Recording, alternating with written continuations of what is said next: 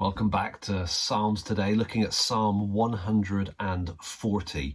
And this is another of those imprecatory psalms, a psalm where the writer, in this case David, is crying out to God to bring down his enemies. It might make us feel uncomfortable, but as I've probably said before, I suspect we don't feel comfortable with that kind of cry for justice because we have been perhaps too comfortable in our life experience so far. When there is evil that is out to harm you, it's okay to be real with God. And so there's a pattern here that we can recognize, not necessarily the structure of the psalm, but just a pattern that can help us in responding to the adversity that we find against us at times in this world. And certainly if we think about this from the perspective of the persecuted church, where they are overtly being physically attacked or antagonistically worked against, then there's a relevance to this. Okay, so first few verses. First thing is we want to establish what's going on. Be real. Tell God the facts.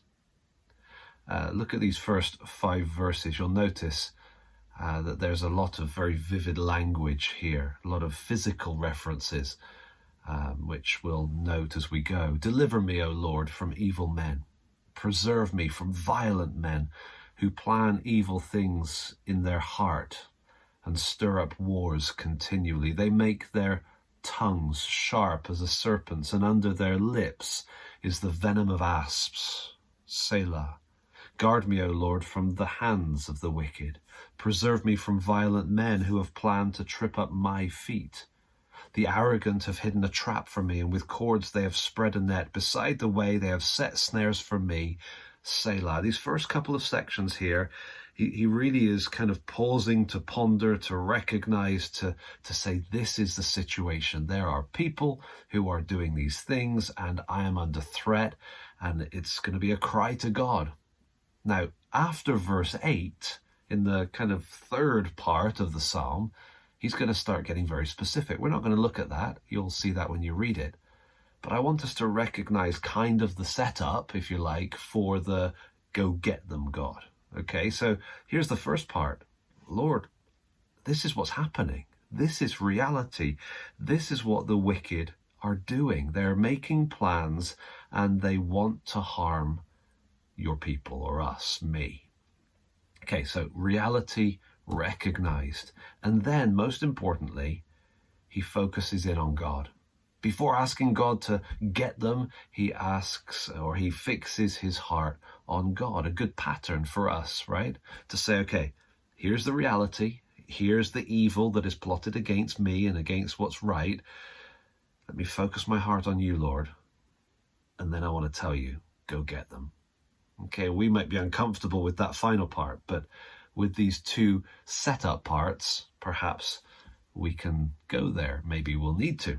Verse 6, I say to the Lord, you are my God. Give ear to the voice of my pleas for mercy, O Lord. O Lord, my Lord, the strength of my salvation, you have covered my head in the day of battle. Grant not, O Lord, the desires of the wicked. Do not further their evil plot, or they will be exalted. Selah. Notice how every line here, overtly to begin with, is referencing the Lord. He's speaking to the Lord. He's saying that you are my God. He's putting God, not putting God in his place, you know what I mean? He's recognizing God's place, putting him in that place in his own thoughts. Give ear to the voice of my pleas for mercy, O Lord. He's addressing him. O Lord, my Lord. There's that personalization again. My salvation. Then there's the you. You have covered my head. There's this recognition that God is at work in my life. Grant not, O Lord. He's addressing the Lord. Grant not the desires of the wicked. Do not further their evil plot, or they will be exalted. And of course here, there's an implicit person, object of his sentence. You, please do not further their evil plot. So there's the pattern. Establish what reality is, talk about it with God. Fix and focus your heart on God, who he is and who he is to you. And then, keep reading, verse 9 and following, tell him. Tell him to go get them. Tell him to bring down the evil one. Not boss him.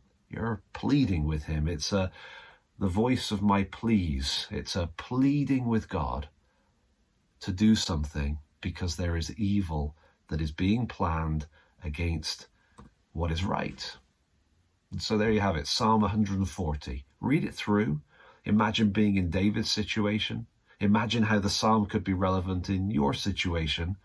And then pray it to God and share your highlights with others.